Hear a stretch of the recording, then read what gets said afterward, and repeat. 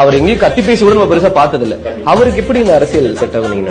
Vijay sir எப்படின்னாக்க அவருக்கு ஒரு மைண்ட்ல ஒரு ஐடியாலஜி இருந்துச்சு அந்த காலத்துல. இப்ப நான் விஷ்ணு படம் பழகும் போதே சில விஷயங்கள்லாம் எங்கிட்ட பேசியிருக்காரு.